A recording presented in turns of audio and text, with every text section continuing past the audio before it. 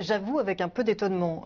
Autant j'ai le souvenir, quand j'ai effectivement publié ce livre sur Tariq Ramadan, très critique, il y a quelques années, de la frilosité avec laquelle en Suisse il était difficile d'aborder certaines questions compliquées comme l'intégrisme, autant j'ai le sentiment que tout ce temps perdu, toute cette frilosité a aujourd'hui libéré un besoin identitaire, un besoin monoculturaliste qui pour le coup, à mon avis, n'est pas du côté de l'islam, mais là est bien du côté de cette initiative.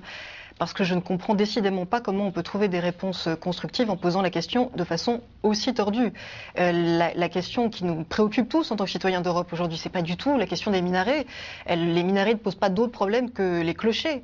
Et j'ai pas le sentiment que ceux qui veulent aujourd'hui interdire les minarets cherchent réellement à renforcer la laïcité. J'ai le sentiment qu'ils préfèrent plutôt asseoir la domination d'une religion ou d'une culture sur une autre que de renforcer la laïcité contre les intégrismes qui se trouvent dans toutes les religions. Et je rejoins un peu ceux qui redoutent que cette initiative fasse le lit de l'intégrisme, en tout cas quand on connaît la propagande de certains prédicateurs de chez vous, qui d'ailleurs officient dans des centres islamiques où il n'y a pas de minaret, et pourtant ils font pas mal de dégâts sans minaret, on a le sentiment que cette initiative est un peu le plus beau cadeau qu'on pouvait leur faire.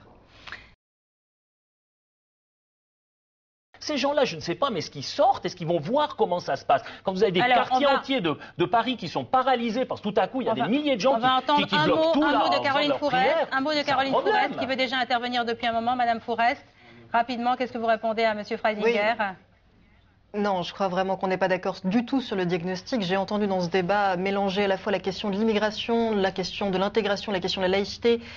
Je viens de finir un livre sur la crise du multiculturalisme. Je vous assure que le meilleur moyen d'en sortir n'est sûrement pas d'avoir un diagnostic aussi flou et de trouver des réponses qui sont beaucoup plus, encore une fois, une revendication de domination culturelle que de laïcité. En France, on a fait une loi sur les signes religieux à l'école publique.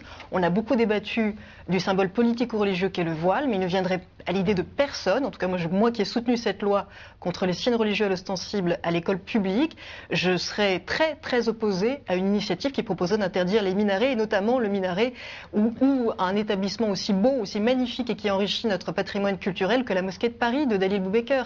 C'est vraiment confondre les apparences. La mosquée de Paris est un lieu magnifique qui enrichit notre patrimoine culturel. Alors, je préfère qu'il y ait des mosquées qui aient des beaux minarets plutôt que des mosquées sans minarets dont les prêches sont intégristes.